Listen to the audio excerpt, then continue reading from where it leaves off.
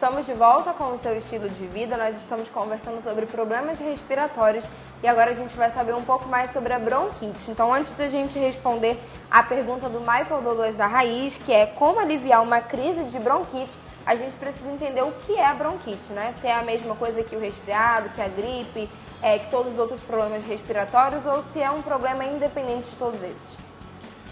Bem, Michael, né? Isso. Michael, e para todos aqueles que têm essa dúvida. Bem, bronquite, como o próprio nome está dizendo, é a inflamação da via aérea. Pode ser dos brônquios, também pode ser da traqueia, e aí vai ser traqueobronquite. Essa inflamação, o principal sintoma dela é a tosse e a falta de ar.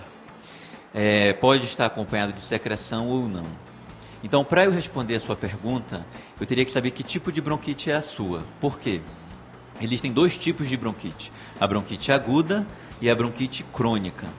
A bronquite aguda é o que nós falamos no primeiro momento aqui na conversa, é quando nós ficamos expostos a algum antígeno, um alérgeno, né? Alguma coisa no ar ou no ambiente, que, por exemplo, se você é asmático, por exemplo, e entra num ambiente que tem muita poeira, alguma coisa que ataca a sua asma, né?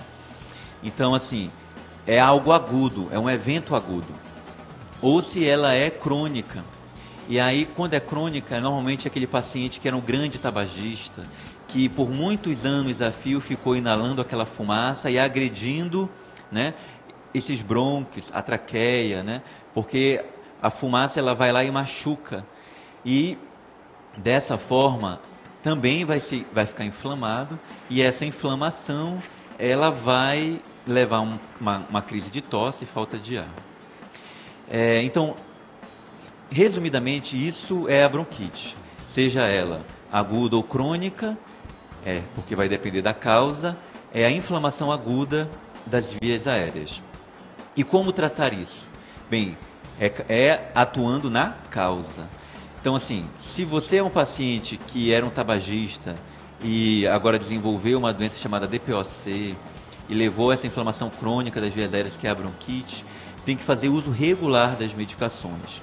E normalmente, uma exacerbação, uma crise, como é chamado no vulgo popular, a exacerbação, é porque normalmente a pessoa desenvolveu uma infecção respiratória e deverá ser tratada. Quando se trata de asma, deve fazer, além de manter os remédios normalmente utilizados para o tratamento da asma, você também deve fazer uso das medicações de resgate. Se você tiver em casa o nebulímetro para fazer a nebulização em casa, é uma opção. Se não, pode também usar aquelas bombinhas de resgate que é dado pela farmácia popular. Ou se não, deverá procurar o pronto-socorro para fazer uso dessas medicações inalatórias para poder então sair da crise, ou do que, como a gente chama, o termo certo seria a exacerbação dessa falta de ar, dessa crise de tosse por causa disso. Por outro motivo afim, que seria a bronquite aguda, deverá realmente procurar o pronto-socorro para descobrir e a investigação do que causou esse gatilho, o porquê que começou então o desenvolvimento dessa crise, dessa falta de ar ou dessa tosse, tá certo? Que aí o médico, na ocasião, irá investigar e tomar as devidas condutas necessárias. Bom, então a pergunta do Michael está respondida. Mas nós temos outra pergunta também que não tem a ver com a bronquite, tem a ver com a pneumonia. É o Enilson Tomás, ele é de Roraima e ele quer saber como nós podemos combater a pneumonia. A pneumonia é um pouquinho mais comum e as pessoas até se preocupam muito mais, talvez, do que a bronquite, né? Isso.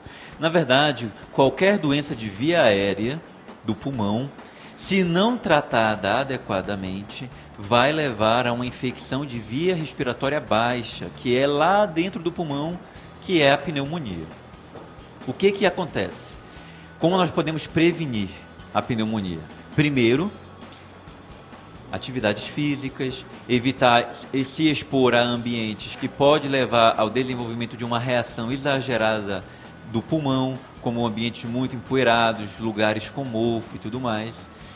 Terceiro, se for extremos de idades, muito criança ou idosos, fazer uso da vacinação, a vacina. a vacina que é a antipneumocócica. Essa vacina, ela entra entrou recentemente, que até então não fazia parte, entrou no calendário vacinal, mas principalmente para os extremos de idade, para justamente evitar, não que você tenha pneumonia, mas para evitar que você tenha aquela pneumonia da forma mais grave, que pode levar a um comprometimento global do seu pulmão, podendo levar à morte. Então, uma forma de se prevenir é o uso, sim, da vacinação. Em cada região, já que ele é de Roraima, né? Em cada região, em cada estado, o protocolo ele diferencia um pouco. Essa vacinação ela pode acontecer nos CRIAs, né? Que são os centros especializados em cada estado para vacinação, ou podem acontecer nos postos de saúde. Então você deve procurar se informar onde esse tipo de vacina ocorre, para que você possa vir a tomar, se você estiver nessa faixa etária de idades. Pessoas que já têm comprovadamente o diagnóstico de doença respiratória, alguma delas, também, por mais que não estejam no extremo de idade, elas podem sim fazer uso dessa vacinação. Basta procurar um médico, esse médico ele faz uma declaração dizendo que você é portador dessa doença respiratória e que necessitaria fazer uso da vacinação, da vacina. E aí você pode levar isso em algum local onde faz a vacina, onde aplica a vacina, para que você possa fazer uso, então, desta arma que nós temos no arsenal para tentar prevenir pneumonias mais graves. Doenças respiratórias, elas é uma das que mais leva à internação hospitalar em pronto-socorros, né? Ficando atrás apenas de algumas outras. Então, sim, o que nós pudermos prevenir, remediar, né, nos armar para que possamos evitar dessa forma a doença respiratória, é muito bom que façamos. Por isso que sim, devemos sim fazer atividades físicas regulares, para que nós sempre tenhamos o nosso organismo pronto, desenvolvido para qualquer tipo de infecção, seja ela respiratória, seja ela em qualquer parte do corpo.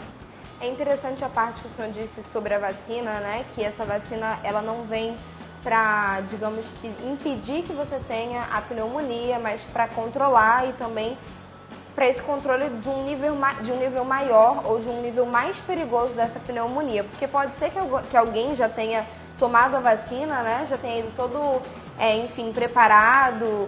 E aí se preparou para esse momento, disse, não, vou tomar essa vacina, pode ser que tenha ido até com medo, né? Não, vou tomar essa vacina aqui porque vai me proteger da pneumonia. E aí, de repente, teve a pneumonia, não vou tomar essa vacina nunca mais na vida e também nenhum outro tipo de vacina que disserem por aí que vai prevenir algum tipo de doença, eu não vou tomar não, porque no final eu vou ter a doença do mesmo jeito. E na realidade não é bem assim, poderia ter sido mais grave e provavelmente a vacina te ajudou a não chegar nesse estágio dessa doença, né? Então tudo tem um motivo, por mais que não seja completo, por mais que não seja tão exposto e visível quanto a gente imagina que vai ser.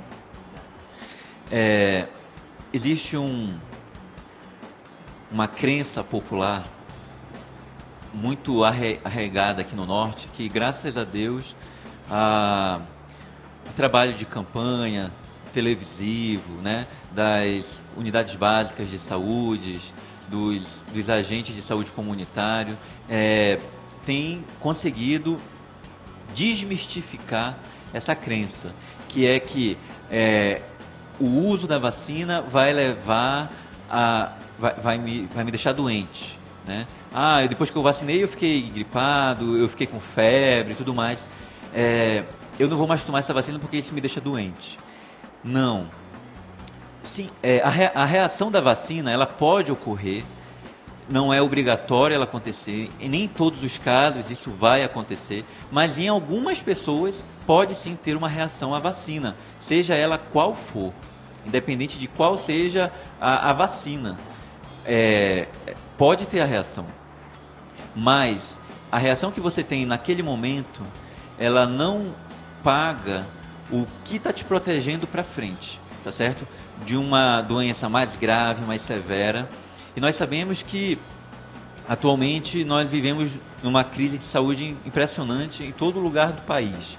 Então, o que nós pudermos fazer em casa para nos assegurarmos de que vamos ficar bem, de que não iremos correr um risco desnecessário à nossa vida, à nossa saúde, que nós possamos fazer.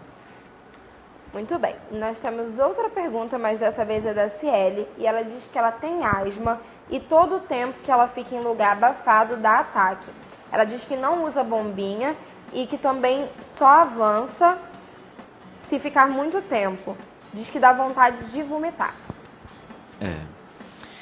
Pois é, então assim, existem vários graus, né, para asma.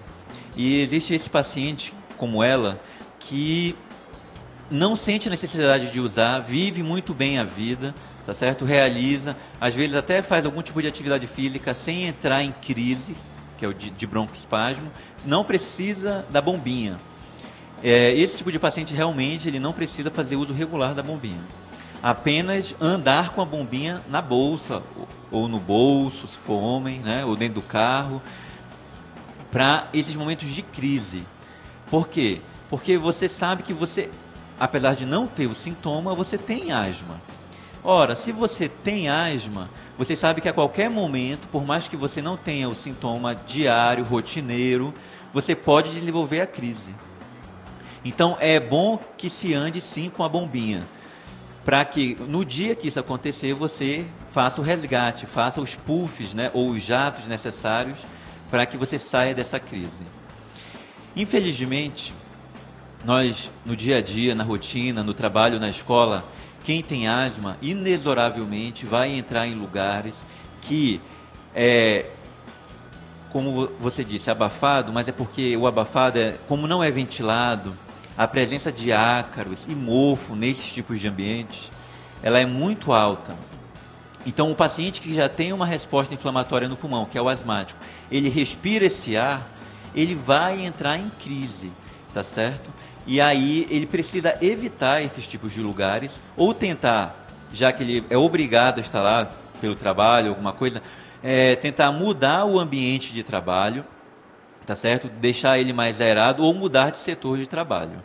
Porque toda vez que ele for exposto a esse tipo de ambiente, ele vai entrar com crise de falta de ar. E por mais que faça o resgate, assim que acabar o efeito do resgate, se ele permanecer nesse tipo de ambiente, vai voltar a ter a crise novamente. Sobre a sensação que ela teve, que dá vontade de vomitar, na verdade a sensação ela é muito variável de pessoa para pessoa. Tem aquelas pessoas que, além de perder o fôlego, têm a vontade de vomitar, ou tem aquelas pessoas que acham que vão desmaiar, tá certo?